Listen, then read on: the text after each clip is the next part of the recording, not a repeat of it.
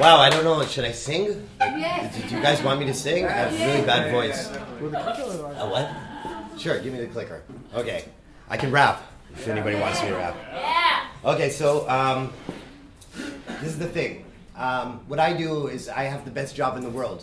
I'm an entrepreneur. In a few industries, entertainment and advertising and ad technology. But the thing I really do, because those under my real job, is I love different. Anything that's different, I'm enthusiastic to see. I love people who think different, who look different, who have a different flow about them. What I do is I take companies and my own companies myself, and I try to find a differentiation, something to explain to them what's different about them. Because everybody does everything in this world. So people are, there's one of everything, and there's always something very unique, like people. Businesses are like people. So people are different. If you sit with someone and you understand what makes them have emotions or what makes them tick, you understand what a business should do. And that's what I do. And I think it's a great job because actually every day I'm getting a new riddle of saying, how can I be different? How can I sell myself differently? How can I show that I have something different to say? And by the way, Dari, Mindspace has these characteristics. So literally, where does the clicker work? There you go. Okay, so uniqueness. This is what I do. So when you ask me what's unique about me, it's not actually that I'm so unique, but my business is to find the uniqueness also in my business and in other people. So people can come and contemplate with me and saying, listen, I feel like there's so much competition around me. How do I stand out? How do I find this Y value? How do I find something? And it's sometimes very logical. Like it's in front of your face. You can see it. You understand it. But because you're so into the normal business, the everyday thing, you don't understand how unique you really are. So I'll give two really quick examples. I was in grade 7, and I went to a creative writing class, and I had this only one teacher, good teacher, but he taught us about journalism. So he said, listen guys, there's going to be a really big exhibition next week for all the teachers.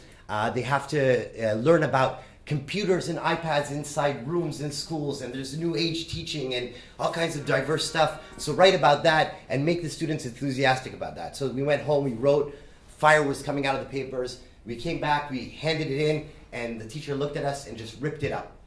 And he said, that's not the article. Can you guys guess what the article was really about? Good, I'll answer. So the article was about there's no school next week because all the teachers are in exhibitions. So if you think of things that are logical and you look in a different way, things are actually more interesting. Another example is I'm a director in Nalagat, which is a blind and deaf community in organization in Jaffa, right? And the cool thing about it is when we were brainstorming in the beginning, we was a charity. We gave money to blind people. Which is really stupid in the core sense of it, because what we want to do is empower them, get them to have self-confidence and make them make money themselves. So what we thought about is making a business model that they don't get charity. Actually, it's a business. So we have this blind restaurant, which is amazing. It's totally dark. You feel like a blind person. Blind people are actually serving you food there. So they're actually working for their money and you're paying for their services. You get two great things about this. This business model for a nonprofit organization empowers blind people and also makes them have their own money.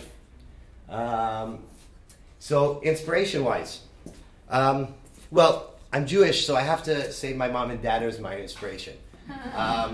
My mom is a maniac of networking. She has this black book, before Google, she walks around with it. And when I had a dream and I said, listen, I really want to be, I don't know, singer when I was smaller, or in intelligence corps, or whatever I wanted to do, she would say, okay, no problem, this is your end game. Call this guy, go to this guy, and connect to that. So it became like a logical sense just to connect the dots. So, like we have Facebook today, so it's becoming easier. But then it was crazy. My dad's a professor, so our hobby was not playing baseball. It was actually talking about business, and he would tell me about success stories, and we would contemplate how we can make those success stories our lives, and in different diverse ways. So he had the method, and we would think, how can we get that in where we stand today? So connecting the dots and finding different ways to get to the end game was actually my source of inspiration.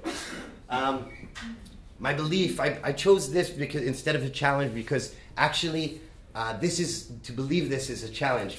If I don't find that there's something different that I can give to a company, to a nonprofit organization, or to someone that I'm speaking to, or something unique that I offer, I'd rather not do it. And I would advise everybody to find that uniqueness, even if it's late, because better late than never, because that gives you a reason to believe in what you do. My dream. Well, my dream is to do what I do in a global level. I want to distribute also in third and second tiers methodical ways to to make creative thinking automated.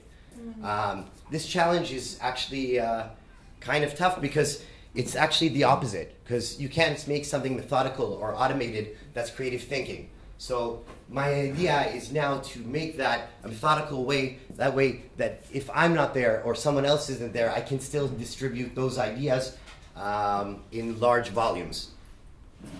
My question to you guys is, what is your end game, and how much detail do you have in that plan to get to that end game? If you can imagine it, and if you can say it out loud, you'll probably get there. Thank you. Yeah.